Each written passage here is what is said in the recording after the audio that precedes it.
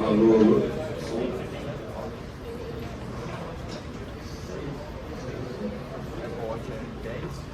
Pessoal, primeiramente, bom dia, boa tarde. A gente da Finance, a gente ficou muito feliz hoje com o bate-papo que vai rolar com o Renato Breia. Agradecemos a todos pela presença. Agradecemos ao nosso professor de Finanças e PhD, Rogério Mauad, por estar sendo o nosso mediador aqui nesse bate-papo. E, claro, nosso convidado ilustre, Renato Breia, ele tem cerca de 20 anos de experiência no mercado, sócio fundador da Nord Investimentos. E, bom, sem mais delongas, vamos começar esse bate-papo. Convido aqui para o palco Renato Breia e Rogério Mauad. Uma salva de palmas para eles, por favor.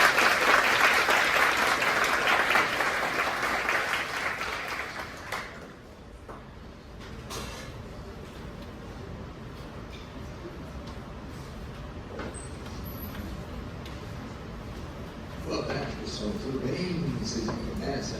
Hoje eu tenho um aluno aqui. É um prazer que a gente recebe o Renato aqui para fazer uma apresentação rápida aqui. Ele vai contar um pouquinho da carreira dele, vai contar um overview do mercado brasileiro, mercado internacional, falar isso sobre a Nord, né? Que é a empresa dele, e como funciona a Nord, tudo, né? Que a Marília está ainda, né? Exatamente, a Marília. E vai contar um pouquinho da cabeça sobre o mercado financeiro, todos vocês, né? De certa forma, tem alguma conexão com o mercado financeiro, né? Os investidores vão trabalhar no mercado financeiro, né? E tenho certeza que vai ser um grande bate-papo aqui. É um prazer. Agradeço em nome do BNEC, agradeço em nome ali da BNEC, da Liga de Finanças aqui do BNEC, a tua presença, né? Para contar um pouquinho aqui para a gente sobre a tua carreira e os insights, né? Que você pode dar para a gente a respeito do mercado, da tua opinião. Com vocês, o Renato, fique à vontade. Obrigado pelo convite, é um prazer estar aqui com vocês hoje.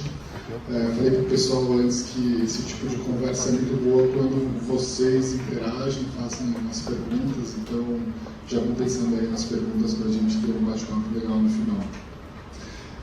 Eu comecei minha carreira em 2005, numa corretora. Foi uma experiência muito boa, porque dentro de uma corretora você consegue ter uma visão muito legal do mercado, muito privilegiada, né? Eu comecei trabalhando na área de Equity Research naquela época. Para você ter uma ideia, existiam duas bolsas, né? Você tinha a Bolsa de Mercadorias e Futuros, que era a BMF, e a Bovespa. Eu cheguei a operar mandando ordem para o pregão, então você comprar um título futuro, você tinha que ligar na bolsa, o operador de pregão fazia lá naquele pitchzinho, aquela coisa maluca que você já deve ter visto. As rodas de dólares, as rodas de dólar de commodities. Na BMF, eu lembro. Exato. Eu cheguei a operar assim também, mas eu, enfim, trabalhando na corretora, eu passei para a área de Equity Research, então a gente promovia análise para os clientes da corretora pudessem operar, gerar inteligência para atrair, né, os investidores para que eles pudessem operar e gerar corretagem para a corretora. Então, trabalhei primeiro nessa área, né, na área de pesquisa, depois eu fui para a mesa, onde a gente geria a carteira dos clientes, então eu praticamente passava o dia inteiro na frente do computador operando, né, assim, foi muito legal, mas enfim, me ajudou também a entender muito da parte operacional, de corretora, né, como que você transaciona. Eu, sei lá, com 19 anos eu já operava assim milhões de reais, né? Eu nem tinha noção da responsabilidade que eu tinha todos os dias. Bom, fiquei 2 anos na corretora, fui montar uma gestora, que meu chefe que me contratou para trabalhar na Link, não falei o nome, a Link era a corretora e foi comprada pelo UBS depois. Fui montar essa gestora de ações com o meu chefe, isso foi em 2007. O que, em 2002, né, quando o Lula se elegeu em 2003, né, existiu uma dúvida muito grande do que ia acontecer com o mercado se acalmou, em 2005 voltaram os IPOs, em 2006 então o mercado estava muito pujante, né, foi muito bom para montar uma gestora de ações naquela época. O que aconteceu foi que em 2008 veio a crise, então a gente praticamente assim, de 2006 a 2007 a gente indo muito bem, em 2008 a gente quase quebrou. O que foi ótimo para a minha carreira, né, porque com 3 anos de mercado financeiro, você é muito jovem, você já começa a se achar muito inteligente, né? E aí você tem que tomar uma porrada na cara, vai aprender que se você não for humilde, o mercado vai te fazer ser humilde em algum momento. Então, para mim foi bom, foi muito cedo. Então, 2008 até 2010 eu fiquei nessa gestora, que era uma gestora de ações. Saí de lá, fui trabalhar na Rico, que imagino que vocês conhecem, é uma corretora de varejo muito forte. Aí, naquela época começou a existir o home broker, as pessoas puderam, o investidor de varejo começou a poder, diferente da minha época, começar a operar diretamente via home broker. Fiquei 4 anos lá, soltei a área de distribuição de fundos, distribuição de produtos, uma gestora. Eu conheci o pessoal da Empíricos desde lá atrás, né, desde o começo. Eles me convidaram para montar uma área lá dentro, então fui sócio lá durante 3 anos e pouco, montei uma área de gestão de patrimônio, o comecinho do que a gente faz hoje na Nord. Fiquei lá 3 anos e meio, saí em 2017 para montar a Nord, que hoje é a empresa que eu fundei com os meus sócios, né, desde 2018. Uma empresa que começou só como casa de análise, né, vendendo conteúdo, assinatura para as pessoas tomarem as próprias decisões de investimento, e hoje é uma casa que oferece várias formas de se relacionar com o cliente. Então, as pessoas podem assinar os conteúdos e tomar as decisões por conta própria, né, em renda fixa, ações, até criptomoedas, se quiser. Mas a gente montou uma empresa de gestão de patrimônio que foi sempre meu sonho, né, de gerir o patrimônio das pessoas da forma que eu achava que era correta. Então, a gente montou a Nord Wealth. A Nord Wealth hoje já está com 4 bilhões de reais sobre aconselhamento. A gente montou uma gestora também, a gente tem uma corretora de seguros, uma empresa de câmbio também. Enfim, a gente virou uma casa multi-produtos e serviços para pessoas físicas tomarem ou ajudarem a gente ajudar que eles tomem as melhores decisões de investimento. Então, rapidamente, assim, essa foi um pouco a minha carreira. Então, tem aqui algumas questões, né, que o pessoal falou. Você já falou boa parte ali, já contou um overview ali da tua carreira, né? E uma das questões muito interessantes que eu acho que para esse pessoal que está fazendo faculdade, logo eles já vão se formar, é quanto às certificações. Você recomenda que eles tirem essas certificações, né? Todo mundo começa do básico, né? CPA 10, CPA 20, depois vai crescendo nas certificações, ou seja, chegou até a tirar a CFP, né? Então você recomenda para eles que estão estudando? Sim, a primeira coisa que vocês precisam entender é que existem algumas certificações que são obrigatórias, regulatórias, e tem outras que são de distinção, né? Quando eu comecei, eu precisava tirar o CPA 20, eu precisava tirar o CPA 20 porque era uma obrigação que, ao trabalhar em uma corretora e falar diariamente com os clientes, eu precisaria ter essa certificação para poder atender os clientes. Então, era uma certificação de alguma forma de distinção, mas era obrigatória, eu não poderia trabalhar sem isso. Eu tive que também tirar uma certificação naquela época que era de PQO, que também era obrigatória para quem trabalhava em corretora. Se você trabalhava em qualquer área operacional de corretora, era obrigatória. Mas não é uma certificação de distinção, até pela facilidade que você tem de fazer essas provas. Ou seja, CPA 20 CPA e PQO é muito mais obrigatório do que uma questão de distinção, né?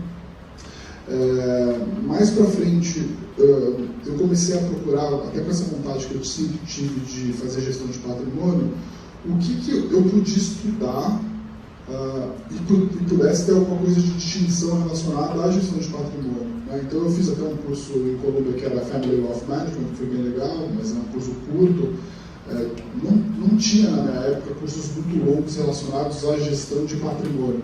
Você podia fazer um MBA em finanças, você podia fazer, enfim, você tinha outras opções nas faculdades lá fora, mas não existia um curso de longa duração relacionado à gestão de patrimônio, né? E aí eu comecei, enfim, mas a certificação do CFP, ela é muito legal porque ela é de distinção, e para passar na prova, de fato, você precisa entender todas as etapas do planejamento financeiro das pessoas. Então, assim, eu diria que, é legal você ter lá o CFP, né? Mas, assim, foi muito legal estudar para a prova. Assim, eu aprendi muito, principalmente das áreas que eu não dominava, estudando para o CFP. Então, hoje, quando eu vejo que uma pessoa tem o CFP, eu tenho certeza que para ela ter passado naquela prova, ela entende quase entende bem todas as etapas de planejamento financeiro de uma pessoa. O que isso significa?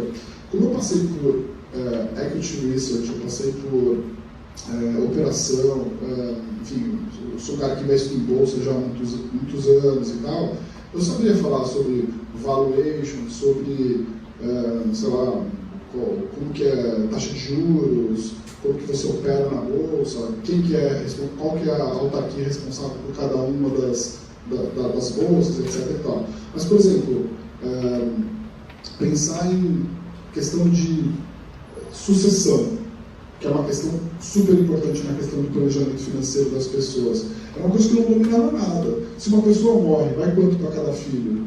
E se comunhão parcial ou comunhão total? O bem foi adquirido antes do casamento ou depois? Separação total de bens, né? Exato.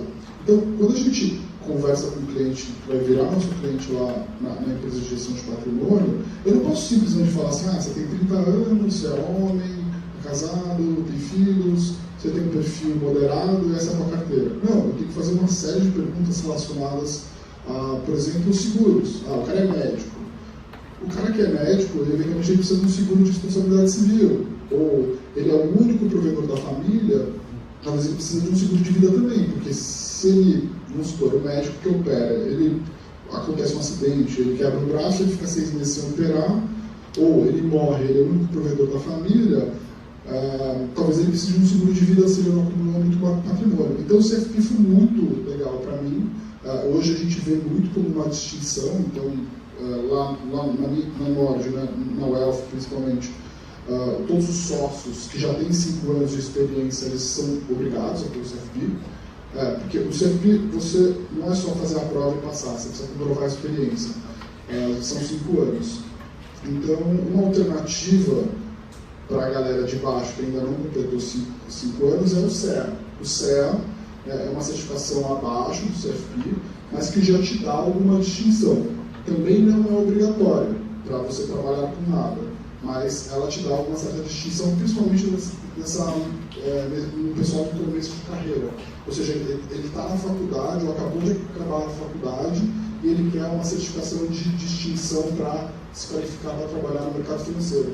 A gente até contratou alguns CEAs lá na Nord que eram pessoas que não tinham feito faculdade de economia, administração, enfim, mas queriam fazer uma transição de carreira para trabalhar no mercado financeiro. E tendo passado no CEA, para a gente foi uma questão legal que a pessoa correu atrás para ter distinção. Enfim, só para terminar o assunto todo, você tem outras certificações também que são obrigatórias, né? Então, CNPI, para você emitir recomendações de investimento na Nord Research, por exemplo, o analista precisa ser certificado, ele precisa ter o CNPI. A certificação mais completa de todas é o CFA, que eu recomendo muito. Eu acho que fazer uma faculdade boa, igual uma das fotos, igual o IBMEC, e fazer um CFA depois, se você quer trabalhar no mercado financeiro, eu acho melhor, você vai gastar menos tempo, você vai aprender mais do que fazer um MBA 2 anos fora, gastar $150 mil por ano, essas coisas. Eu, particularmente, sou um pouco contra essa história de, sabe, fazer um MBA lá fora, tal. O pessoal fala muito que vale a pena pelo networking, mas assim, na minha maneira de ver, se você se vê trabalhando no Brasil, se você já sabe se você quer trabalhar no mercado financeiro, faria uma faculdade de ponto igual a BMEC e já iria direto com o CFA da vida. Que também aí é bem mais difícil é bem mais difícil que o CFP. O CFA você tem que ficar uns 3 anos. E são 3 anos. Você faz uma prova no ano, depois outro ano, depois outro ano. A CFP é certificado para planejar, né? Eu atualizei o primeiro livro da bibliografia, foi eu que atualizei. Na verdade, o CFP é uma certificação internacional. Atualizei para planejar. E que aqui chamava IBCPF e eles mudaram o nome para planejar. Então, existe uma autarquia, não é autarquia, uma empresa que certifica que chama planejar. A bibliografia básica, acho que são 4, do jeito que você falou, né, cara? Exato. É muito interessante se vocês puderem fazer o que o Renato recomendou, essa certificação. Né? E para saber se faz sentido para vocês, vale a pena ver, eles têm bastante conteúdo no site, tem bastante coisa no YouTube. É uma coisa que Por que eu quis fazer isso, né? Eu trabalhava como que as pessoas podiam juntar dinheiro quando eu comecei a trabalhar? As pessoas tinham dinheiro no banco, tinham medo de ter dinheiro na corretora.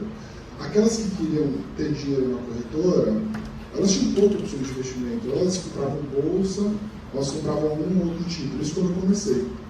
Depois, com a história do home broker, plataforma de investimento, a XP, né, foi uma grande, foi talvez a principal empresa que disruptou esse mercado do gerente de banco para a plataforma de investimento aberta. Eu comecei a me dar conta que o home broker ou a plataforma e a pessoa executando por conta própria, ela não vai ter, às vezes, a capacidade completa de fazer todo o planejamento financeiro pensando no longo prazo. Eventualmente, ela vai comprar os fundos que mais performaram, ela vai comprar aquela renda fixa que paga mais, né? Naquele momento. E existe um problema, que nas plataformas de investimento, na corretora, eu já estive desse lado, você não está pensando tanto no futuro do cliente. Você está pensando também na sustentabilidade do negócio. Então, você está querendo todo dia oferecer para ele um produto que vai te pagar uma comissão. O modelo de comissão de corretoras, ele tem esse problema. Por mais que você queira fazer o bem para o cliente, você precisa pagar as contas. E o que paga as contas, geralmente, são os produtos que pagam, são os produtos mais arrojados. Então, esse problema do conflito era uma coisa que me incomodava muito, mesmo do que trabalhado lá.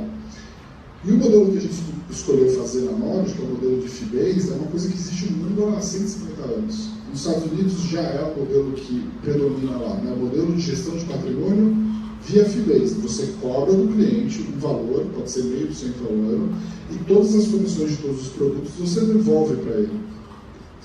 Como é que funcionava isso aqui no Brasil? Para famílias ultra ricas. Famílias acima de 10, 50, bilhão de reais, esse modelo já existia. Não existia para todo esse público que é o varejo, então o varejo de alta renda. E isso vai mudar no Brasil, já está mudando. Né? Mas assim, ainda não vi, só para vocês terem uma ideia, nos Estados Unidos o modelo commission-based, né, ele era 90%, hoje ele deve estar em 20%, esse modelo de comissão. Se o cliente executa, ganha comissão. Lá já inverteu, o fee-based já passou muito o commission. Aqui não, aqui está se começando. Aqui eu diria que ainda deve ser assim, 98% comissão e 2% fee-based. Eu lembro que, acho que até recentemente você fez uns meses atrás, né, que eu sigo ali o Instagram da Nord, né, você fez uma postagem nesse sentido, né, que era necessário mudar esse sistema de remuneração porque existe claro, conflito de interesses entre o assessor e o cliente, né? O assessor vai recomendar para o cliente aqueles produtos que ele tem uma taxa de comissão, uma taxa de rebate. E tem um outro problema, as comissões não são transparentes. Quando você comprar um imóvel, você sabe quanto que é a taxa que você vai pagar para o seu corretor. Hoje, quando você compra uma renda fixa em qualquer plataforma, você não sabe a comissão que você pagou. Você investiu no fundo que o assessor indicou, você não sabe qual é a taxa de rebate daquele fundo. Essa mudança na lei ia acontecer ano passado, foi prorrogada, óbvio, eles não querem fazer isso, né? Existe um lobby por trás disso não aparecer. O problema da comissão não é a comissão per se, é a não transparência em relação à comissão. Se eu chegar para você e falar, vamos comprar essa renda fixa aqui, de 100 mil reais, para daqui 5 anos, pagando 100% de CDI, ou 120% de CDI. E aí vai chegar uma nota na tua casa que você pagou R$ 1.500 de comissão na cabeça para aquele assessor. Você fala, cara, eu paguei 1,5% na cabeça, ou 2% na cabeça. Se você soubesse isso antes ou no momento, será que você faria? Você não ia se questionar se de fato aquela renda fixa vale a pena? Baseada na comissão que às vezes pode ser 1, 2, 3 ou até 4% no COI, 5% no COI. Os COIs, as taxas de comissões estão em cima. E o COI vale a pena para o investidor? Na maioria das vezes vale muito mais a pena para o assessor. Né? Exatamente. Eu lembro que você fez uma postagem nesse sentido, que o sistema de remuneração dos assessores precisaria mudar no Brasil, né? Porque você não vai mudar, já está mudando. Assim, a Nord, a gente montou a área de gestão de patrimônio em 2020. Acho que a gente conseguiu construir ao longo desse tempo uma reputação legal no mercado, as pessoas puderam conhecer a gente através do nosso trabalho de recomendações de investimento, mas eu diria que 50% das pessoas que procuram a gente para ser nosso cliente na área de gestão de patrimônio, é o cara que está pedindo, pelo amor de Deus, para sair do modelo de comissão. O cara já não aguenta mais o assessor. A gente vai fazer uma reunião para vender a Nord para ele, assim, olha, eu gostei, quero conhecer. O cliente fala assim, cara, já está fechado, você não precisa explicar o que é, eu quero sair desse modelo. Então, as pessoas mais esclarecidas, que já saíram do banco há um tempo, já foram para o modelo de assessoria dentro das corretoras, e já tiveram problemas relacionados a essas questões de não transparência, de todo o assessor o tempo todo estar socando o produto nele, ele já se deu conta disso. Isso vai, não tenho a menor dúvida, isso vai mudar muito daqui para frente. Mais uma perguntinha interessante aqui, que a pessoa da amiga pediu para eu falar aqui para você, né?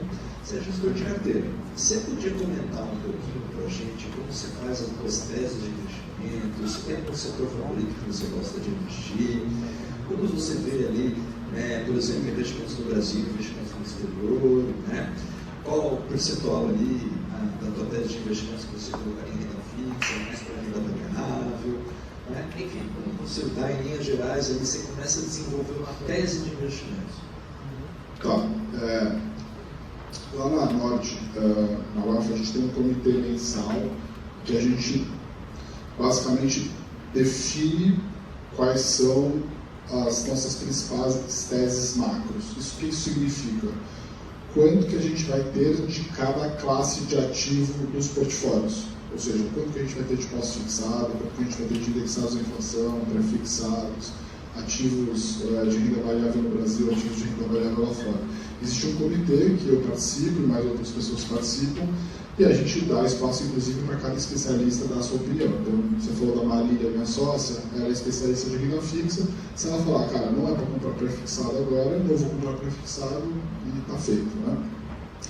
Então, a gente constrói um cenário baseado em algumas questões, que são os fundamentos de cada uma dessas classes e o preço.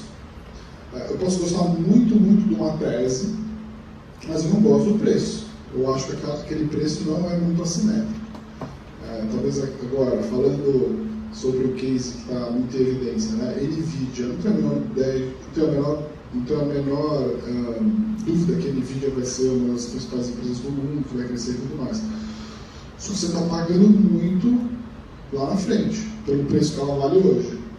Você está pagando muito na frente. Se ela passar a não entregar, existe muita expectativa futura embutida naquele preço. Quando a gente começou a olhar a tese de inteligência artificial, a gente começou a olhar, será que não tem outras coisas na cadeia de inteligência artificial que a gente possa investir, que vai surfar toda a onda de inteligência artificial sem ser a principal empresa? E a gente foi atrás disso e encontrou algumas empresas nesse sentido. Então, tudo tem a ver com um pouco construção de cenário e olhar dentro de cada uma das classes quais são as classes que a gente gosta mais e depois, intra-classe, olhar quais são os cavalos corretos para você alocar, né? Então, hoje, o que a gente gosta bastante ainda no Brasil? A gente gosta da tese dos indexados à inflação ainda. Esse é um ativo que, historicamente, se você pegar 20 anos, todas as vezes que uma NTNB pagou IPCA mais 6%, se você carregou ela por 18 meses, você vai superar todos os benchmarks de renda fixa. Então, hoje essa taxa já chegou a ter IPCA mais 7, veio para IPCA mais 5, hoje está por volta disso, né? Principalmente as duration. Então a gente gosta de um vértice que a gente fala, né, que são os vencimentos ali de 28 até 35, mais ou menos. Agora a gente está até alongando um pouco mais. Eu acho que tem bastante prêmio nos indexados à inflação no Brasil. Então essa é uma tese que a gente gosta no Brasil. Bolsa no Brasil a gente também gosta bastante. Eu acho que já estou errado em relação à Bolsa há muito tempo, porque a Bolsa está barata há muito tempo e a gente imaginava que haveria uma correção já há mais tempo do que está acontecendo. Mas de fato não está tendo fluxo, né? O que aconteceu no Brasil nos últimos 18, 24 meses é que como a taxa de juros subiu muito e houve uma abundância muito grande dos isentos, né? LCA, LCI, etc., saiu mais ou menos uns 400 bilhões de reais de fundos multimercado, fundos de ações e ativos de risco. Foi tudo para esses ativos isentos, né? Imagina, você tem uma taxa de juros de 12% ao ano há pouco tempo atrás. Você aplica no LCA do Banco do Brasil, da Caixa, que te dá 95% do CDI líquido, ou seja, é 120% do CDI, mais do que você ganha investindo no próprio título do governo, Tesouro Selic, com 90 dias de carência depois de liquidez diária.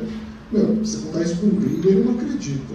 Né? Assim, é 1% ao mês líquido com liquidez. Né? Então, isso drena muito os recursos de renda variável. Então, a gente acha que isso, em algum momento, vai melhorar o fluxo para a Bolsa como um todo, seja via compra de ações diretamente, seja porque o juro vai cair de fato, mas principalmente porque, enfim, o pessoal abusou um pouco das regras de LCA e LCI, né? Assim, teoricamente, você não poderia ter ativos tão de curto prazo isentos, deveriam ser utilizados para ativos mais de longo prazo, tanto é que a mudança aconteceu agora, em fevereiro, então você não tem mais essa história de 90 dias, um prazo mínimo de 9 meses, etc. Né? Então, acho que, falando indexados à inflação,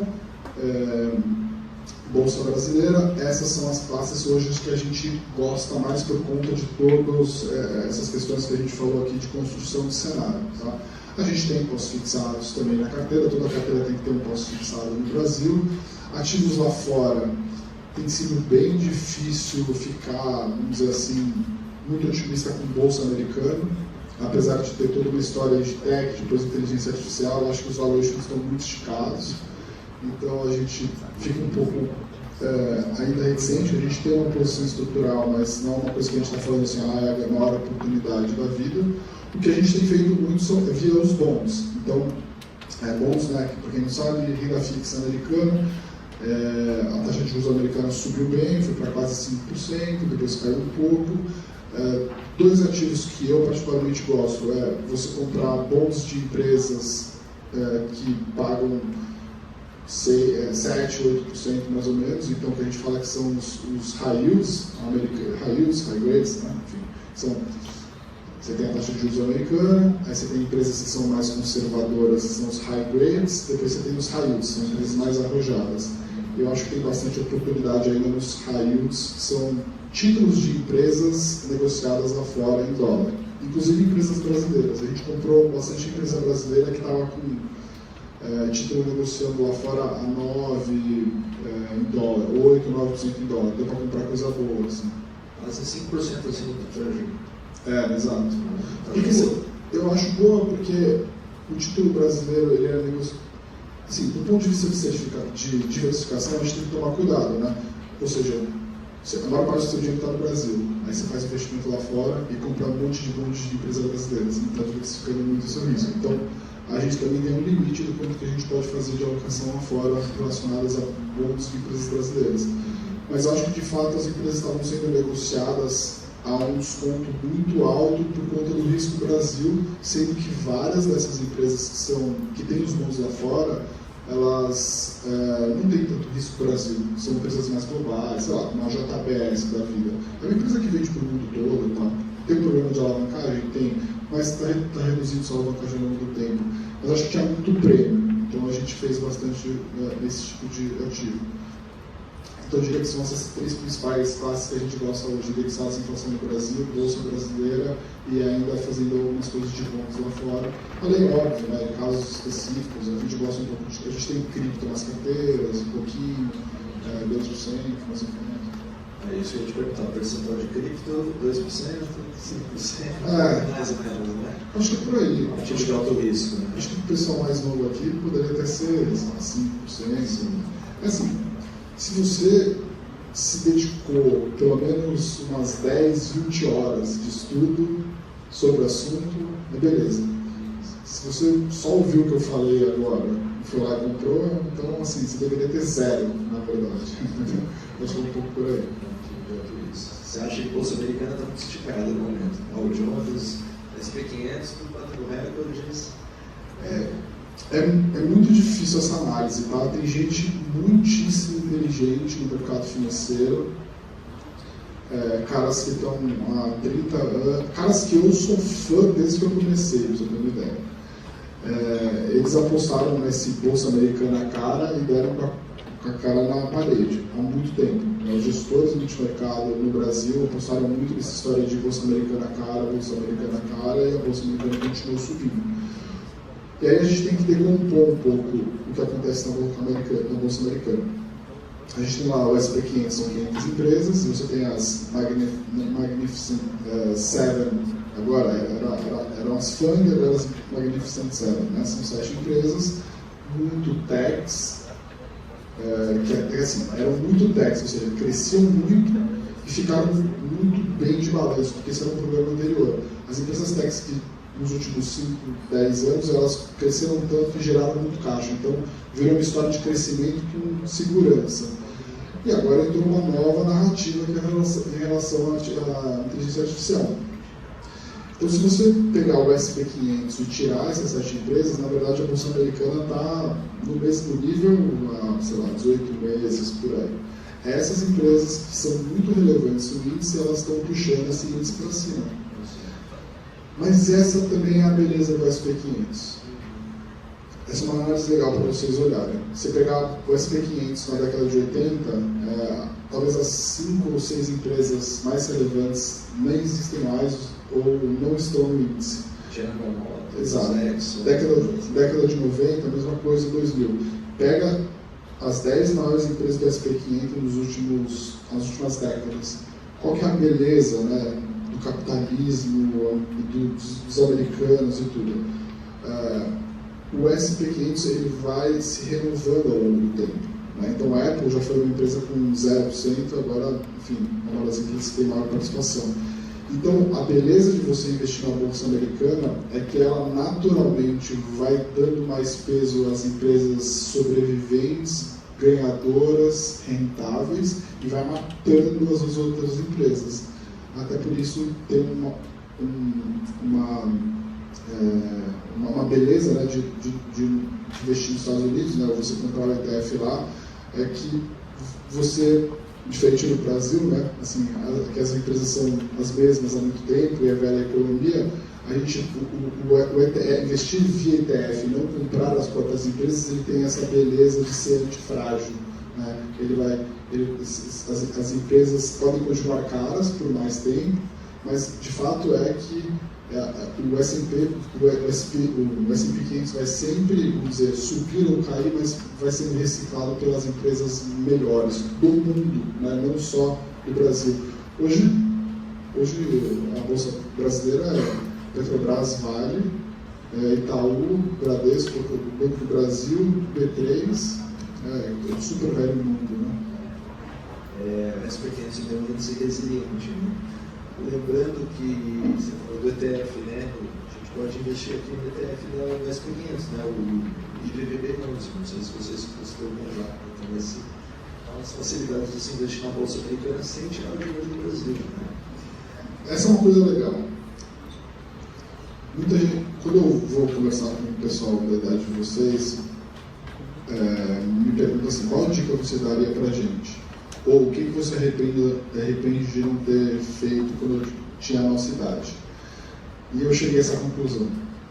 Eu invisto na Bolsa Brasileira desde 2000 e nada, eu tinha 16 anos, 17 anos. Eu me arrependi de não ter começado a investir fora há mais tempo. Mas se eu quisesse ter feito isso lá atrás, eu não teria conseguido, porque não tinha opção.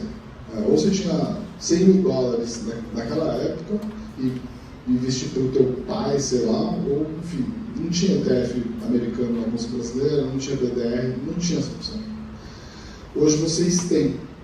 Então, eu acho que a dica que eu dou é que se vocês querem ser investidores daqui 20 anos, né, eu já vou fazer 20 anos de mercado financeiro, eu pensaria muito mais em talvez ter uma conta lá fora, comprar todos os ativos de renda variável, ativos do mundo todo, e eventualmente comprar o Brasil também.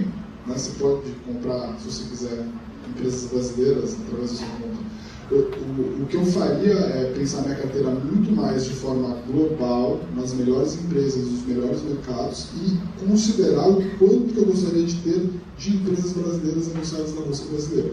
E não ao contrário como eu fui catequizado, que é ter esse home bias, que é assim, eu estou no Brasil, eu conheço as empresas brasileiras, eventualmente eu uso o que elas fazem, sei lá, aqui não tem nada, né, pra saber.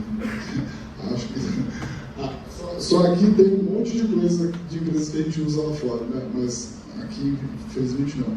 Mas eu pensaria desde cedo muito mais ter empresas e ativos globalmente, até mesmo ter uma conta global e eventualmente investir no Brasil, do que ter tido essa persistência, quase que uma... como que é a palavra? O rombar, assim, mas assim, essa teimosia. Fui teimoso muito tempo de acreditar que se eu fizesse uma excelente gestão em ações no Brasil, eu ia ficar rico igual o Barsi. Eu acho que dá para ficar igual o Barsi. Mas assim, talvez eu teria feito isso, né, de ter uma carteira talvez 50-50, ou até mais ativos lá fora do que ter ativos no Brasil. Bom, eu acho que chegou o momento da gente abrir perguntas aqui para a plateia, né? Eles devem estar bem curiosos, com vontade de perguntar coisas aí para vocês. Né?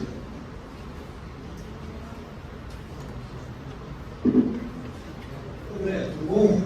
Recentemente vocês abriram a Nord Asset e eu tenho duas perguntinhas, as duas relacionadas a conflito de interesse, que eu queria entender um pouquinho mais o modelo de vocês. Na Nord Wealth, vocês recomendam os fundos da Nord Asset?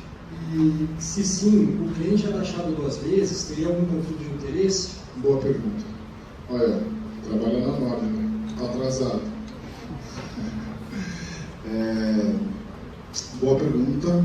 A gente pode recomendar, mas nem o cliente pode ter mais que 10% daquela alocação daquela classe em ativos da própria casa.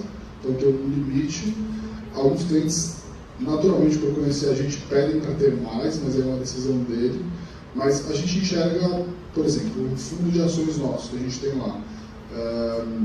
A gente aloca em vários fundos e também no nosso fundo. Mas o nosso fundo, de fato, que é tocado pelo pulso, ele não pode, na alocação padrão, passar aí dos 10, depende muito de caso a caso, tá? Mas assim, em tese, a gente deveria ter a gente olha de forma igual. Não podemos criar um problema de conflito de interesse de ter todos os fundos, um fundo só de ações de um só cliente, tá? Então, assim, essa é uma boa pergunta. Sobre a questão de sobretaxa, sim, também a gente olha isso. Então, qual seria o pior dos mundos? É legal sempre pensar em limites.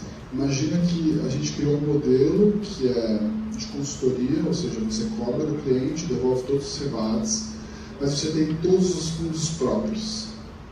Aí você vai e cobra do cliente e aloca em todos os fundos da própria casa. Aí, enfim, é exatamente isso que a gente não quer. Né? Que é exatamente isso que a gente bate de frente e o que a gente vê acontecer nos lugares por aí. Tá? Então, vou dar um exemplo. Né?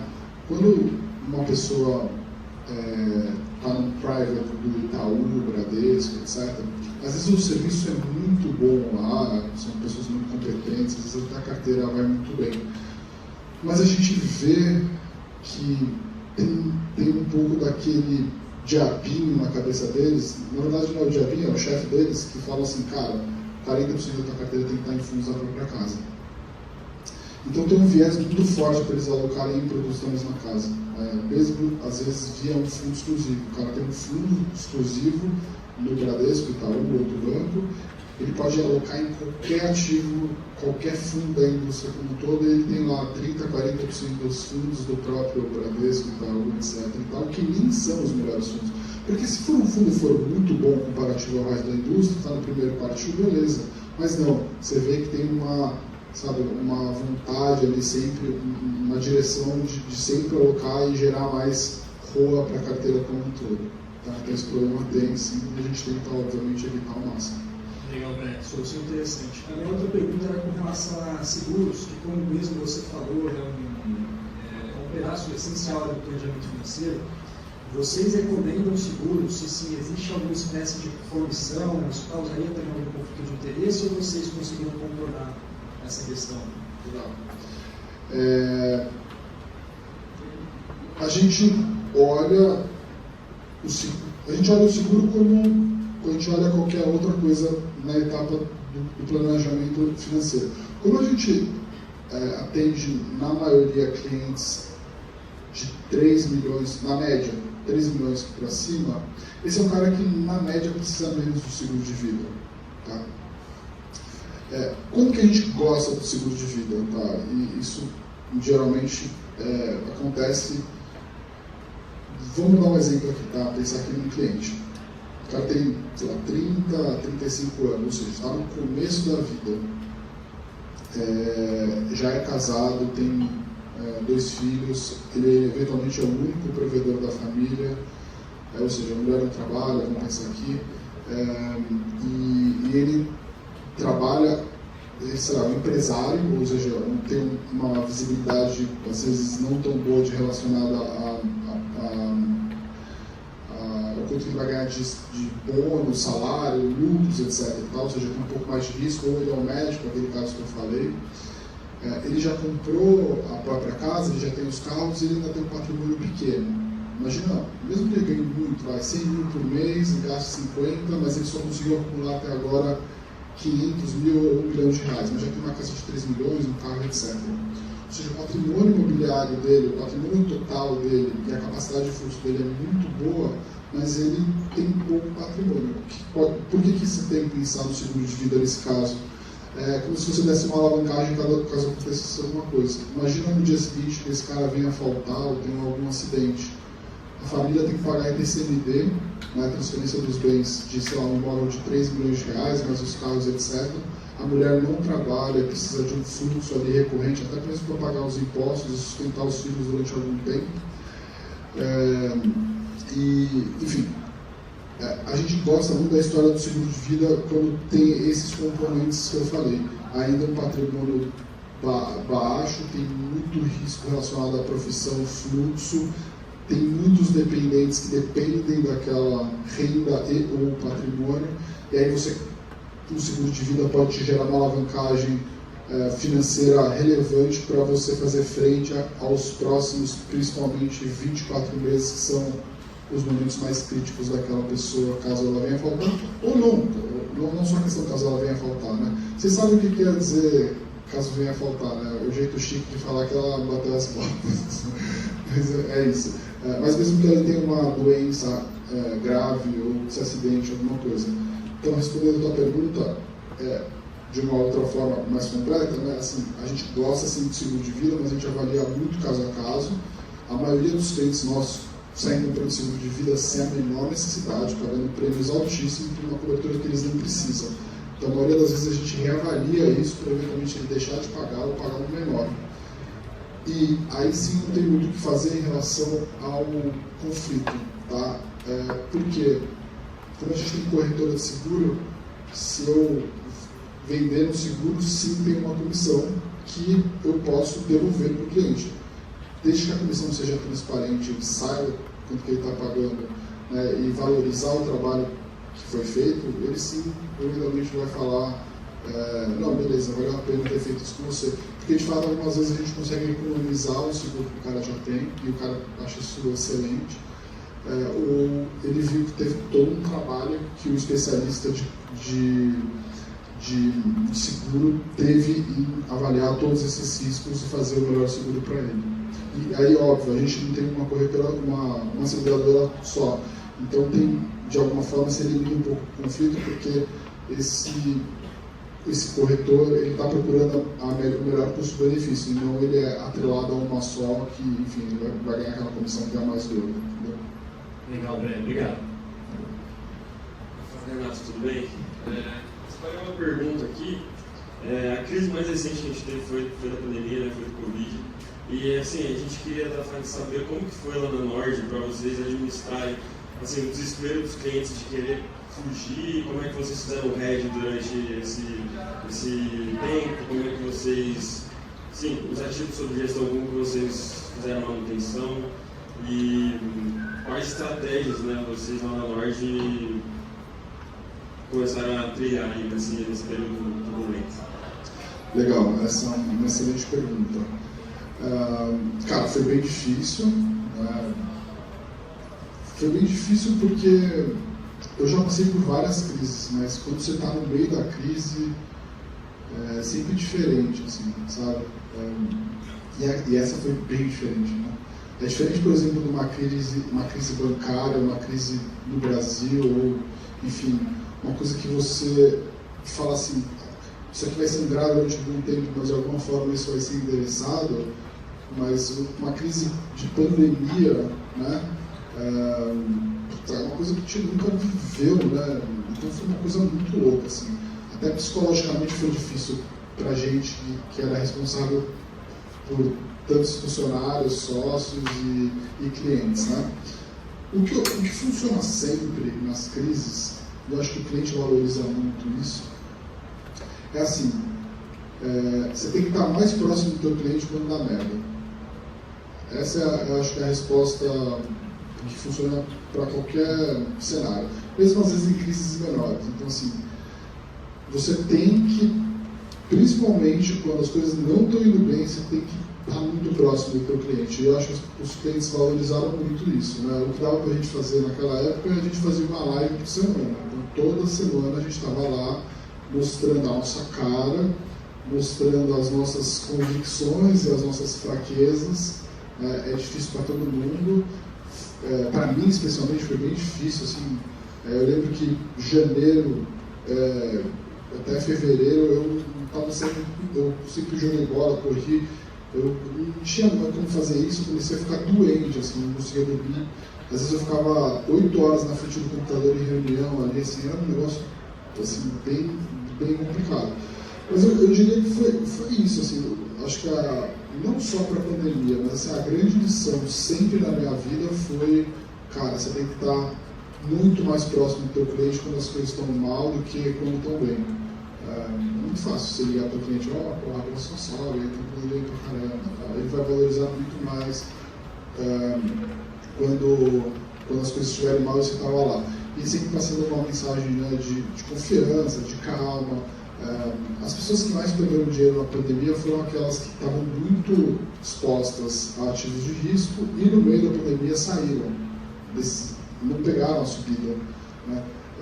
Eu vi alguns clientes, né, contra a nossa vontade, as nossas recomendações, fazerem isso. Isso é um dinheiro irrecuperável, praticamente, né? Se o cara vendeu os ativos com 50%, 60% de queda, eventualmente alguns quebraram, tá? Mas assim, tomar uma decisão dessa, pense isso a longo prazo, você vai perder muito dinheiro. E eu vi isso acontecer, né? Então eu diria que, passado a crise, o que a gente também foi mais elogiado pelos nossos clientes foi isso. Pô, vocês me ajudaram a manter calma num momento difícil, então acho que foi isso. E teve alguma estratégia específica que vocês seguiram para minimizar a perda, ou só falar, não, vamos calmar e esperar passar? Então, ficou muito na moda essa história. É engraçado que agora, né, parou um pouco essa história, mas durante a pandemia ficou muito na moda essa história de você comprar seguros, ou seja, que existem ativos ou opções de ativos que vão, em momentos de estresse, te proteger do cisne negro, né? Bom, todo mundo, vocês já devem ter falado do Taleb, que é um gênio escrevendo livro, só que não funciona. Assim, é legal ler o que ele fala, é um cara super inteligente, mas não serve para nada. Assim, a ideia de você comprar um ativo que vai te proteger de catástrofes, você fica gastando um prêmio durante muito tempo, quando vem a catástrofe, ela não é suficiente para te compensar todo o tempo que você ficou pagando de seguro. Tá? Então, esse negócio de assim, eu vou ter uma carteira, em algum momento falaram assim, o ouro é bom você ter sempre, porque em catástrofes ele sobe. Aí quando veio, não adiantou.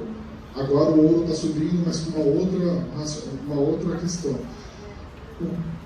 O que quebrou muita gente, inclusive durante a pandemia, foi que ativos que historicamente tinham uma relação de de caminhar, vamos dizer assim, existia uma forma de você montar uma carteira pensando que os ativos em cenários diversos eles se comportam em direções opostas, ou seja, se você tivesse aquele portfólio, você ia perder muito aqui, mas ia ganhar aqui. O que aconteceu na pandemia? As correlações acabaram. É um estudo legal, inclusive, se alguém gosta muito sobre o assunto de gestão de portfólio, gestão de carteira e tal, né, como montar uma carteira perfeita, etc. Durante a pandemia, ou seja, no alto estresse, as correlações acabaram. Então, foi difícil até para o cara que fez a lição de casa de ter uma carteira bem diversificada, né, em ativos que se comportam diferentemente. Durante a pandemia, essas correlações acabaram e aí o cara não conseguiu se proteger. Então, assim, eu não acredito nessa história hedge. Vamos comprar seguros, hedges. Cara, você tem que ter uma carteira com a quantidade de risco que você consegue suportar. E eu acho que no Brasil, principalmente quando você tem um pós-fixado que te rende 2 dígitos, você é muito bem remunerado para não ficar fazendo nada. Lá, pensa o seguinte, alguém aqui já trabalha no mercado financeiro? Levanta a mão, por favor.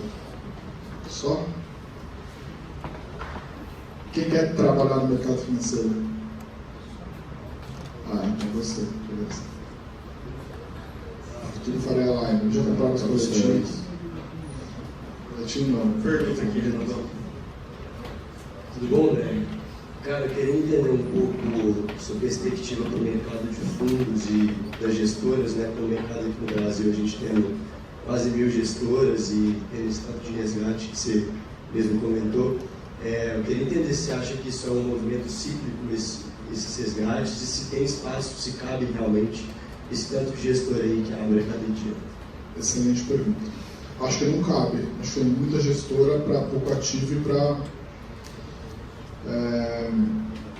Então, assim, acho que o movimento pior já foi, apesar de novo, cara, assim, eu tenho... Cada vez que eu fico mais velho, eu fico com muito mais cuidado em falar aquele tipo de coisa que eu falo assim, pode apostar. Se você falar com essa entonação, principalmente, pode apostar que daqui 6 meses, 12 meses isso vai acontecer. Se você falar com isso, provavelmente você está errado, né? Por que eu quero te dizer isso?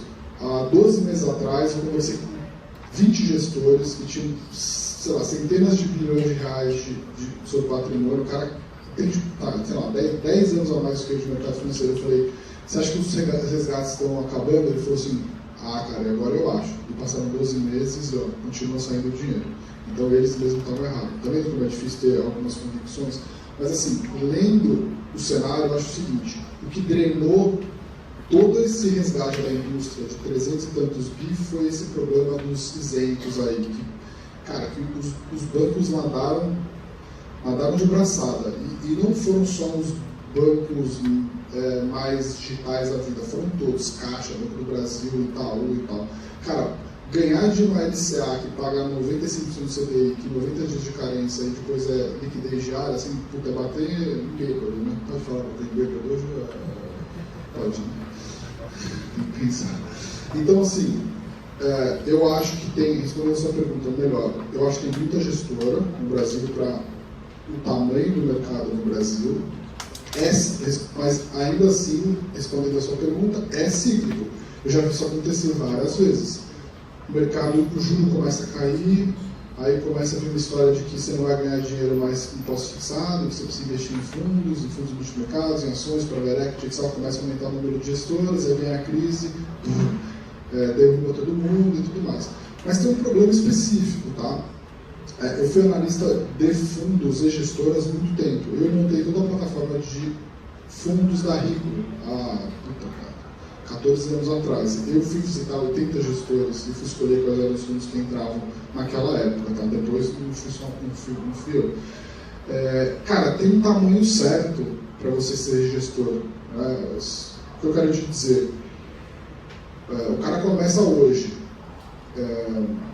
Se ele capta 100 milhões de reais, ele consegue ter 2 analistas, um cara no back-office e tudo mais. Aí ele fica um ano ali performando bem, aí começa a dar um pouco mais de dinheiro, ele contrata mais uma pessoa, vai para 200, assim.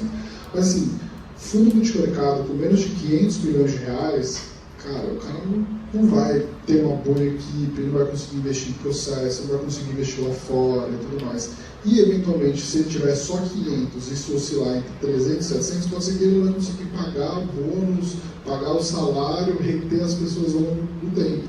Então tem um viés de sobrevivência gigante nessa história toda, né? Hoje você tem aí gestoras muito boas, entre 10 a 40 bi, e abaixo de 10 bi ali, você tem os caras que você sabe que se não performar muito bem numa janela de 12, 18 meses, pode sair de 10 para 5 bi, e aí fica aquele negócio, vai, não vai, não vai. Só que o gestor, na maioria das vezes, ele é muito arrogante. Então, por que eu estou falando isso? Porque eu acho que gestoras menores já deviam ter sido acopladas em outras estruturas para, né, ter uma história, às vezes, multiproduto e tudo mais. Mas isso não está acontecendo. Ou seja, o meu call de que haveria mais fusões de gestoras nesses últimos meses que passaram não aconteceu também. O que só eu não tomo como risco, eu aloco o dinheiro em gestor que está no tamanho que eu acho que daqui a pouco o cara vai bater as botas de verdade, tá? Então, eu acho que assim, vai melhorar daqui para frente, por conta daquelas questões que eu falei, de dinheiro, muito dinheiro que saiu, mas ainda assim você precisa observar todos esses pontos que eu falei. Tem tamanho correto, tem tempo de existência para as pessoas começarem a confiar que aquele gestor de fato faz sentido você investir o dinheiro, e tem uma competição gigantesca. Então, enfim, a tua pergunta é muito boa. Assim, o que eu quero dizer é o seguinte: se a tua ideia não está uma gestora hoje, cara, assim, boa sorte, mas assim, cara, tudo é difícil. Esteja preparado, o que eu quero dizer é o seguinte: esteja preparado para 5 anos. Não acredite que não tendo uma gestora hoje, você vai surfar o próximo ciclo de melhora do mercado. Esteja preparado para daqui 5, 6 anos. Então, cara, tem várias histórias legais de gestoras. Assim. A maioria dos caras muito bons, como os caras estavam muito preparados para esperar muito tempo. Não, perfeito. E para começar uma carreira em gestora, não necessariamente apenas, mas você acha que tem perspectivas legais ou você está totalmente dependente também do resultado da gestora que você trabalha, enfim? Acho que depende muito que área da gestora que você quer trabalhar. Você quer ser analista, para ser trader, para ser gestor um dia. Cara, em geral são os caras mais inteligentes que eu já conheci, assim, sabe? Um gestor de fundo de ações, gestor de fundo de mercado, gestor de crédito e tal. O cara sempre começa, às vezes, numa função mais operacional, burocrática, vai subindo, vai entendendo, vai aprendendo, né? Aparece muito essa pergunta: eu gostaria de ser gestor um dia, né? O que eu faço? Eu falo, cara, gasta 1 hora, 2 horas do seu dia ouvindo o podcast de todos os gestores e pergunta para eles, às vezes, eventualmente, porque tem histórias. Eles contam as histórias dele, né? Como é que eles chegaram lá. Tenta repetir as histórias das pessoas. Não tem uma dica, né? Acho que muita gente, inclusive, acha que vai ter insights muito maravilhosos ouvindo alguém como eu. Eu sou só mais um no mercado financeiro. Tenta repetir a história das outras pessoas, tenta se espelhar naqueles caras que você gostaria de seguir a carreira. Mas, putz, eu acho que sempre vai ter espaço para esse mercado. O mercado brasileiro é muito pequeno ainda, muito, muito pequeno, né? Vai ter oportunidade ainda de pessoas como você trabalharem em gestoras, crescerem, ganharem dinheiro, etc. Mas o que está mudando de alguma forma no mundo é que a gestão ativa, como é dominante no Brasil ainda, onde você põe o dinheiro no fundo que cobra 2,20, que eu acho que é caro, vai ganhar mais dinheiro do que a gestão passiva. O mundo já virou gestão passiva. Em algum momento, 90% dos recursos dos americanos eram geridos por gestores que escolhiam quais as classes de ativos eles iam colocar, né? Nos hedge funds, nos fundos long buys, etc. Isso já inverteu. Hoje, 60% dos americanos investem via os ETFs, que basicamente replicam os índices. Qual que é a jabuticaba do Brasil? O Brasil é um mercado muito pequeno, o índice não é tão eficiente e tudo mais. Mas, cara, olhando isso para daqui 5, 10, 20 anos, isso vai acontecer também aqui no Brasil. Você quer saber o que vai acontecer no Brasil daqui 5 anos? Abre o jornal nos Estados Unidos hoje. É isso, a gente está sempre 5 ou 10 anos atrasado. Essa é uma frase que eu nem sei quem inventou, mas tem todo sentido. Então, eu só acho que vai ter essa mudança. Eventualmente, o mercado brasileiro ainda é muito concentrado em gestão ativa, ele vai começar a contrabalancear com a gestão passiva. Talvez não na mesma proporção dos Estados Unidos, por conta das nossas jabuticabas, na renda média do brasileiro, mas não tenho a menor dúvida que isso também vai mudar aqui no Brasil em algum momento. A gente lá já faz bastante coisa via ETF. Eu sou muito fã de vários gestores, sempre aloquei bastante dinheiro via gestores, mas a gente já tem visto algumas opções muito boas de você fazer via ETFs, os ETFs listados, né? ETF de renda fixa, que não paga imposto, que acompanha a NTNB, pô, isso é uma beleza para a gente que é gestão de patrimônio, assim, é legal pra caramba. Aqui, ó, outra pergunta aqui. Boa tarde, Renato, tudo bem? Meu nome é Felipe e eu tenho um projeto de começar uma startup aqui pela Governo, uma consultoria ou mentoria para sucessores de grandes empresários ou futuros grandes empresários que são jovens hoje em dia. Queria saber desse mercado de wealth management, qual é o maior risco que você conseguiu superar nesse mercado que pode se repetir nos próximos 2, 5 anos, saindo do você entregar um bom trabalho, você só mantém o seu emprego. Se você entregar um excelente trabalho, você vai ter um bom bônus. Se você for uma pessoa, se entregar um excelente trabalho e for uma pessoa difícil de repor e encontrar no mercado financeiro, você vai ser sócio. E se você for um sócio que continua sempre entregando cada vez mais, você vai ganhar mais participação na sociedade. Não só do ponto de vista da importância do quanto você entrega de valor para a empresa, mas até mesmo do ponto de vista de quanto você entrega de resultado final.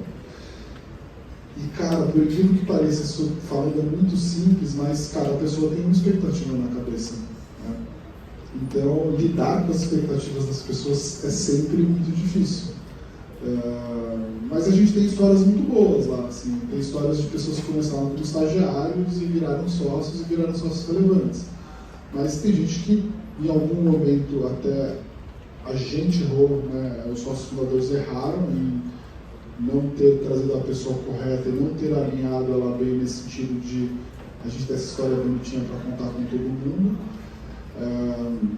Ou até mesmo, enfim, a empresa caminhou para o outro lado, enfim, as coisas mudam, as expectativas das pessoas mudam também. Mas acho que essa é a grande dificuldade de você empreender em qualquer cenário.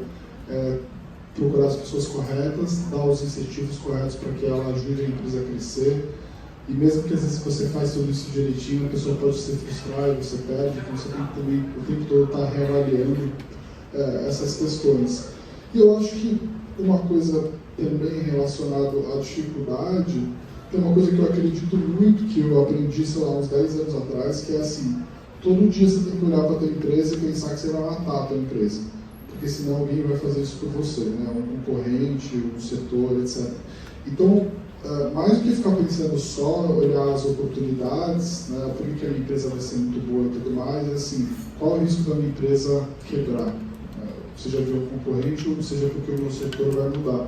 Se você não está pensando nisso, provavelmente você vai se dar mal no futuro, né? Então a gente lá sempre teve um pouco essa cabeça, né? Como que a gente consegue montar uma empresa que vai eventualmente diversificar produtos, serviços, ofertas, sem perder o foco, sem perder a essência, sem perder a nossa missão principal, que é ajudar as pessoas a investir melhor, fazer as pessoas crescer o patrimônio, etc. Então, acho que é um pouco por aí. Às vezes a pessoa fala assim, eu vou diversificar porque diversificar é legal, e aí perde o foco e o negócio degringola, né? Às vezes a diversificação te tira o foco, mas acho que é um pouco isso. Acho que hoje a gente começou uma empresa só vendendo assinatura e hoje a gente tem praticamente 6 empresas, cada uma com o seu tamanho, com o seu sócio ali responsável e tudo mais, mas eu diria que hoje é uma empresa muito mais preparada para crescer e também com muito menos risco de quebrar. Né? Acho que é por aí. Legal, Renato, aqui, ó, outra pergunta aqui. Ah, Boa tarde, Renato. Meu nome é Maurício. Não é bem uma pergunta, mas eu queria que você falasse um pouco desse déficit de educação financeira básica que tem aqui. E se existe assim, estudos ou alguma análise, qual o potencial que isso traria positivo, não só no mercado em si, mas no todo. legal. Uma boa pergunta também. Eu acho que o problema no Brasil, acho que talvez o maior educador financeiro no Brasil seria o juro baixo. E eu vi isso acontecer em vários momentos. Quando o juro começa a cair, as pessoas começam... E assim, o vizinho contou que as ações estão subindo, as pessoas procuram entender mais. Então, o que acontece logo depois é que provavelmente isso já é um pico de mercado, então as pessoas entram no pior momento, elas se frustram porque depois pegam uma queda, e aí assim, foi atrasado praticamente mais um ciclo total de educação financeira. As pessoas são muito gananciosas, né? As pessoas basicamente se movem por dois sentimentos, e isso é muito forte na questão de investimento. O greed, né? O ganância e o medo. Ganância e medo, ganância e medo, ganância e medo. As pessoas tomam decisões de investimento falando assim, se eu não tomar essa decisão, o patrimônio da minha família está em risco, então, o pessoal sai comprando seguro de vida da maneira mais errada possível, né? Compra às vezes 2, 3 seguros de vida, ou as pessoas têm muita ganância que meu vizinho está ganhando muito dinheiro com esse negócio de Bitcoin, com um negócio de bolsa, etc e tal, e aí o cara começa a investir pelos motivos errados. As pessoas deveriam investir, né, se você for pensar, é o seguinte, você mora no Brasil, tem um bando de incompetente lá gerindo esse país, que só está pensando em, extrair dinheiro da sociedade para sustentar eles mesmos, né? Todo mundo tem o sonho de ser sustentado pelo Estado, só que as pessoas esquecem que o Estado é sustentado pela gente, não ao contrário. Olha que coisa tão simples, né? E aí você fala assim, a gente sustenta o Estado guarda o dinheiro para a gente para pagar lá na frente. Você conhece alguém que vive de INSS, que vive super bem no Brasil? Não. Às vezes tem um avô, tio, todo mundo aposentado e ninguém se dá essa conta. Então todo mundo deveria investir pensando, eu preciso acumular um patrimônio para lá na frente eu viver desse patrimônio. Não dá para confiar no governo, por os motivos que todo mundo sabe, então vou começar a fazer isso agora. Mas o longo prazo é muito longo, né? Então isso não é muito sedutor. Então as pessoas simplesmente não fazem. Acho que esse é um problema cultural. Mas eu diria que o juro baixo também adormece, o juro alto adormece essa necessidade. Se você ganhar 1% ao mês sem fazer absolutamente nada, por que você vai querer se interessar por investimentos? Eu até concordo, de alguma forma, né? Se você for ver. Você foi muito bem remunerado ao longo desses últimos 20 anos que eu estou no mercado financeiro sem fazer nada. Não existe 1% ao mês em nenhum lugar do mundo, né, com uma inflação razoavelmente controlada, ou seja, 6% de juro real. Então tem esse problema. Acho que tem esse problema. Que eu acho que está mudando ao longo do tempo, mas pode perceber, o juro saiu lá de 10 para 2, o número de pessoas físicas na bolsa saiu de 1 para 5 milhões. O juro bateu 12, ele está flat. O que aumentou muito recentemente em números de investidores? Fundos imobiliários, que as pessoas querem ter renda, que renda é uma coisa muito forte do brasileiro, né? Renda. Mesmo comprando um ativo porcaria, ele quer ter a renda. Imóvel também é uma questão muito forte do brasileiro ainda, né? Apesar de não ser um investimento a longo prazo que te remunera, mas te dá essa segurança. Mas eu acho que também tem um problema de educação financeira no Brasil, é que na média o brasileiro não tem dinheiro. É muito fácil falar, o americano tem na média 60%, 70% do dinheiro dele na bolsa. O americano tem dinheiro, o brasileiro não tem. Qual que é o addressable market de investidores na bolsa no Brasil? Você está falando de 5 milhões hoje, tem 200 milhões de pessoas, mas quantas elas ganham mais do que, sei lá, 3, 4 mil reais por mês? É muito pouco, então esse addressable market não é igual lá fora, né? Mas eu acho que isso está mudando aos poucos, mas o que vai mudar mesmo, eu acho que assim, se a gente tiver juro de 8, 9, por um período pelo menos aí de uns 3, 4, 5 anos, eu acho que isso muda muito. É a história do financial deepening. As pessoas falam, o americano, os países desenvolvidos são desenvolvidos, por isso eles entendem investimentos e por isso eles investem muito em negócios, bolsa, private equity, etc. Não, cara, assim, o juro americano saiu de 5% há 20 anos atrás e ele está no zero há muito tempo. Agora que subiu por conta da história. Mas assim, there is no alternative. Assim, era o TINA, né? Tinha esse acrônimo que virou there is no alternative. Se o cara não investisse em nada, o dinheiro dele queimava na mão. E aqui a gente tem muita essa alternativa. 10% ao ano, sem fazer nada. Por que eu vou estudar investimento? Acho que isso vai mudar. Se a gente tiver um juro mais baixo. Né? Que eu estou já achando que já estava mais otimista, achando que a gente ia chegar com um juro de 9, 9,5, sei lá, até eventualmente 8,5. Acho que já mudou um pouco o cenário de umas 3 semanas para cá. Talvez a gente não tenha isso.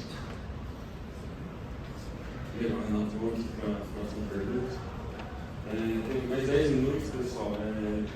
Tem mais um ali na ponta fazendo pergunta, o Farid, o Guru e o outro ali na ponta e o Jesus. Então, se der tempo, a gente abre depois para mais perguntas. Fala, boa tarde, tudo bem? Aqui, ó. A minha beleza. pergunta é sobre a notícia que saiu do processo de cessão do CEO da Vale, que foi manipulado. Eu queria entender tipo, como fica a percepção do mercado com as empresas onde ainda existe participação do governo, se o mercado tipo, acaba perdendo um pouco de confiança, fica com medo de recomendar esses investimentos para clientes, visto que, como ele afirmou, tipo, o processo foi manipulado. Cara, assim, esse governo assim, tem sido uma aula, cara, assim, de o que não fazer, sabe? Assim, pô, eu tô há 20 anos, assim, eu tive reunião com o Palocci, pra você ter uma ideia, assim, né, de ele ir conversar com o pessoal no mercado financeiro, explicar o porquê que o Lula não ia ser o Lula, tudo imaginado e tudo mais. O Palocci é um cara, que é pilantra, é um cara bom de falar e tal, explicar, né? Mas assim, cara, imagina que assim, a interferência, a Vale já não é mais estatal há muito tempo, né, mas tem ainda um assento por conta da participação do governo. O PT tem tanto essa vontade de controlar tudo o que está acontecendo no mercado, principalmente assim, mexer em umas coisas que não tem muito upside, né? Se meter e gerar um ruído muito grande. Né? O que eu quero te dizer? Eles queriam colocar o Manteiga em algum lugar, porque quanto mais eles conseguirem colocar gente deles em todos os lugares, melhor para eles. Só que depois do petrolão e tudo mais, a própria regulação, a própria governança das empresas mudou. Hoje, mesmo que um diretor seja mandado, na Petrobras seja mandado fazer alguma coisa, ele vai responder na física. Então, é muito mais difícil você fazer a sacanagem que fazer. Vê, não teve burburinho na Caixa. A Caixa até agora está passando incólume sobre essa história toda de manipulação, mas vai chegar em algum momento. O Banco do Brasil é a mesma coisa. Eles estão indo, né, pelas beiradas, enfiando os companheiros por aí, né? Mas assim, é isso, né? Então, quanto mais eles tiverem pessoas mandando nas empresas, até numa empresa que já não é mais estatal, mas ter lá um diretor interferindo, né, para eventualmente fazer um investimento num ativo que é importante para o governo, eles vão tentar fazer. A gente lá tem muita dificuldade de investir em empresa estatal. O que aconteceu de fato é que quem teve essa coragem ganhou bastante dinheiro. Tá? Então o Banco do Brasil subiu bastante, ele subiu 70%, 20%, Petrobras é a mesma coisa e tudo mais. Mas assim, é um jogo que eu não quero jogar. Por que eu não quero jogar? Porque assim, você fala assim, quanto que vale a Petrobras? Tem uma forma de você olhar a Petrobras que é assim, preço-lucro. A Petrobras vale 400 bi, o lucro 100 bi, então a Petrobras vale 4 vezes o lucro. 4 vezes o lucro é muito, muito baixo, é muito barato se comprar aquele ativo. Só que o 100 bi de lucro é de fato lucro ou não? Por que eu estou falando isso? O governo que quer de verdade meter a mão no negócio, ele vai falar assim, ó, o 100 bi de lucro, que era de todo mundo, inclusive o Renato, que é acionista, na verdade os 20 aqui não é 20 aqui eu vou pegar, esses 20 e vou fazer outra coisa. Eu vou fazer o Minha Casa Minha Vida, sei lá, pensar assim. Então, você não consegue avaliar de fato aquele ativo, não só pela interferência do que o governo pode fazer em botar gente muito ruim lá dentro, né, maus executivos, mas também nas decisões que ele pode tomar de forma, vamos dizer assim, meio por aqui e por ali. Que é o que está começando já a acontecer no BNDES. Né? Botaram o Mercadante, que ela geria o BNDES, que deveria ser um banco de desenvolvimento, ou seja, não deveria ser um banco que investe na Vale, investe na Petrobras. Por que o BNDES tem investimento nessas empresas? Tem para poder botar alguém lá depois. Mas um banco de desenvolvimento, ele tinha que ter dinheiro de desenvolvimento, para pessoa física, para pequenas e médias empresas. Não, ele está dando dinheiro para grandes empresas que não precisam. Por quê? Para poder mandar as pessoas lá. Então funciona assim. Né? Eu estou falando isso porque, cara, eu comecei a trabalhar no mercado financeiro nessa época, 2002, 2013, Lula se elegeu. E eu sei todas as coisas que merda que foram feitas, não só no Brasil, mas também no mercado financeiro. Todas as interferências, sacanagem e tudo mais. O mercado financeiro salvou a Petrobras. Salvou. É só pegar aí. A Petrobras estava quebrada, ele fez um aumento de capital, o mercado financeiro foi lá e botou dinheiro para salvar a Petrobras. Agora, o lucro a Petrobras também tem que pensar no povo brasileiro. Não, os banqueiros foram lá e salvaram a Petrobras. Né? Então, assim, cara, essa interferência tem sido muito difícil, tá? Pra gente lá, porque tem um viés emocional muito difícil, porque assim, toda vez que ele fala esse tipo de coisa, eu tenho vontade de fazer coisas que eu não deveria, mas principalmente isso gera muita instabilidade. Isso, no final do dia, significa que a gente vai ter um mercado financeiro muito abaixo do potencial, uma economia muito abaixo do potencial, um desenvolvimento como sociedade muito abaixo, com coisas, cara, que são muito básicas mesmo assim. O governo interferir numa empresa privada via conselho, tipo assim, sabe? É surreal, cara.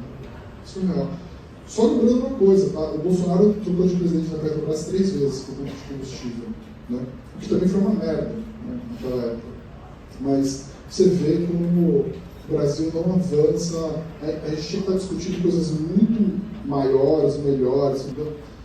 Mas enfim, eu fico até meio, acho que, emocionado aqui de falar. Acho que vocês sentiram na minha raivinha na fala aqui. Exato. Inclusive a gente falou com ele depois, você chupa, então pra ele só olhou, assim, não respondeu. Tem mais tempo. Pessoal, o tempo está meio apertado, tem uma galera que vai ter aula em meia. Mas eu vou responder mais uma, se quiser. A gente só. Quem precisa ir ter aula agora em meia? Uma galera. Sim, vamos ter. Não, eu tô tranquilo. Eu preciso ir embora. Uma pergunta só, acho que só para fechar. Então vamos fazer a última pergunta aqui, e aí a gente libera aí. Beleza, Renato, tudo bem? Beleza? Cara, eu acho que uma pauta que é de certa forma semelhante à questão dos isentos foi a restrição dos fundos exclusivos, né? E cara, assim, eu tenho uma dúvida porque eu imagino o quão difícil deve ser lidar com esse perfil de cliente que é cotista de um fundo exclusivo. E cara, qual você acha que é uma alternativa viável que, na medida do possível, mantenha a expectativa e o conforto de um fundo exclusivo, uma vez que agora a gente não tem mais a isenção de cotas e tal? Outra coisa maravilhosa que esse governo fez, né? Que é assim, só para o pessoal entender, um fundo de renda fixa ou um fundo multimercado, ele tem tributação regressiva, ou seja, você faz uma aplicação, se você resgatar em menos de 6 meses, você vai pagar 22,5, só depois, vai para 20, 18,5, 15. Se você resgatar só depois de 2 anos, você vai pagar 15% sobre o rendimento, certo? Beleza, 22,5, 15, parece ser uma alíquota que está mais próxima da maioria das coisas que a gente paga. Aí o governo falou assim, não, cara, se o cara ficar muito tempo investindo nesse negócio, ele não vai pagar imposto nunca pra gente precisa de receita. Aí inventaram um negócio que chama Come Cotas, que é assim, a cada 6 meses, independente de você ter resgatado ou não, eu vou te cobrar 15%, porque 15% já você pagaria em algum momento no futuro. Mas eu vou ter essa receita a cada 6 meses. Então eles inventaram um negócio que chama Come Cotas. Né? Que, se você for pensar, você ganhou, vamos pensar, você aplicou 100 mil, foi para 110. Aí você teve Come Cotas, aí você pagou imposto. Aí de repente aquele fundo caiu para 98. Cadê o dinheiro? Você pagou imposto sobre o dinheiro que você resgatou 98 mil. Você pagou imposto sobre o dinheiro que você não ganhou. Olha que coisa legal. Genial. Genial. Genial. Aí o governo falou assim, como que a gente consegue arrecadar mais imposto? Aí, bom, fizeram uma legislação de fundo exclusivo que significava o seguinte, se você deixar o seu dinheiro investido durante muito tempo, assim, 5, 10 anos, eu vou te dar o benefício de não ter o Come Cotas, porque é um investimento de longuíssimo prazo. Ou seja, o dinheiro dos ultra ricos ou pessoas que têm exclusivo vai ficar muito mais tempo em ativos brasileiros e ações de ativos e tudo mais, ou seja, é um dinheiro de qualidade, de mais de longo prazo, eu vou dar o waiver do Come Cotas. Parece uma coisa justa, né? Não te cobra cotas, mas você não resgata esse dinheiro nunca, é um investimento de longo prazo. Aí, obviamente, né, o petistado olhou lá esse negócio e falou assim, não, os ultra ricos não pagam imposto, vamos fazer os impostos dos milionários. Botaram essa história como o Come Cotas era um benefício que os bilionários e milionários tinham.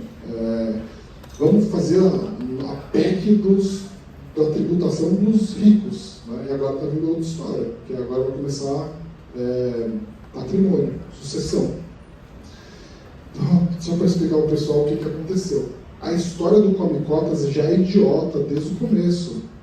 Eles estão querendo botar Come Cotas num negócio e a sociedade está assim, ó, puta, a gente já paga imposto pra cacete, tinha um negócio idiota que era Come Cotas, vamos botar Come Cotas também no dinheiro dos ricos. O que os ricos fizeram? Resgataram a porra dos fundos. Óbvio, não fez sentido eu ter o dinheiro lá para pagar o Come Cotas e nem tirou o dinheiro. Então saiu uma cacetada de dinheiro de fundos exclusivos. Ou os ultra ricos cindiram os fundos, deixaram só ações, que você já paga 15 anos e não tem Come Cotas no veículo, e todo o resto o cara vendeu, pagou o imposto, vai investir nas LCAs, LCs da vida. Eu duvido que eles vão arrecadar o que eles imaginavam que eles iam arrecadar, que era tipo 50 bi, vai ser tipo 10, assim, sabe? E olhe lá. Ou seja, assim, é uma má decisão, uma narrativa que a sociedade compra muito fácil, com resultado muito baixo. Muito baixo. Né? Então isso afetou. Estou dando um contexto para explicar a tua pergunta que talvez para algumas pessoas não entendam. Então, assim, o fundo exclusivo, ele perdeu, vamos dizer assim, essa vantagem da questão do Come Cotas, porque o que acontecia antigamente, imagina um cliente que tem, vou aqui dar algumas, assim, um dinheiro de longo prazo, sei lá, de 20, 30 milhões de reais. Ele botava todos os ativos dentro desse fundo exclusivo, de renda fixa, multimercado, etc. e tal, até ações. Ele fazia uma grande casca de todos os investimentos líquidos dele. Sem o benefício do Come Cotas, né, ou sem, com agora o malefício dos Come Cotas, é melhor ele cindir o fundo, deixar só renda variável dentro desse fundo, lembrando que você pode ter o limite de 67%, então você pode investir em ações 67%, você pode ter 30% em outras coisas. Eu acho que ainda vale a pena, para alguns casos, tá? Acho que vale a pena de fato. Você só tem que pensar que talvez a renda fixa, principalmente quem ainda tem esse mercado maravilhoso dos isentos, fazer toda a parte de renda fixa fora do fundo e fazer a parte de renda variável tudo do fundo.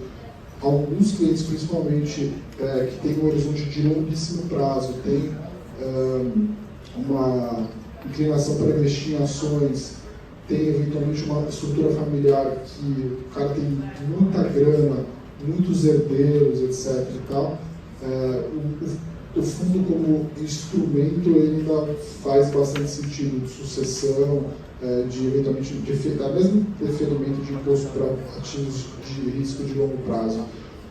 Uma coisa que a gente também tem usado muito é a previdência, e aí a previdência ajuda também a fazer todo esse fundos de previdência, né? Então, quem sabia que isso ia acontecer fez isso lá atrás. Puta, cara, eu ensaiei muito, mas a gente não tinha tanta convicção de transformar todos os fundos exclusivos em previdência, porque a previdência não tem cotas, mas não deu tempo.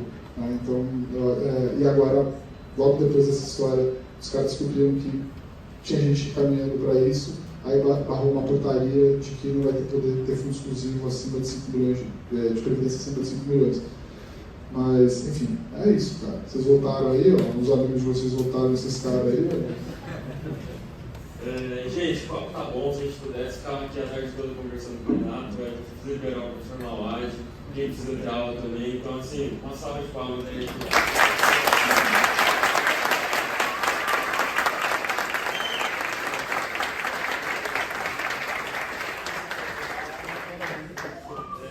A gente vai transmitir agora o QR Code das aulas complementares. Assim, quem puder ficar, o Renato acho que fica mais 5 minutinhos, se tiver alguma pergunta específica também. E